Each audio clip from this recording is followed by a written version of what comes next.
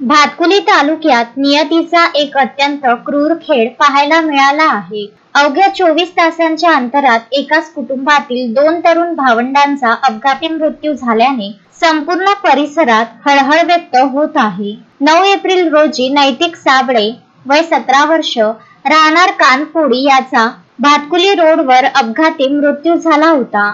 10 April रोजी नैतिकच्या अंत्यविधीसाठी त्याची चुलत बहीण समीक्षा साबळे वय 19 वर्ष ही दुचाकीने जात होती. भातकुलीपासून 2 किलोमीटर अंतरावर एका ट्रकने तिच्या दुचाकीला जोरदार धडक दिली. या भीषण अपघातात समीक्षाचा जागीच मृत्यू झाला.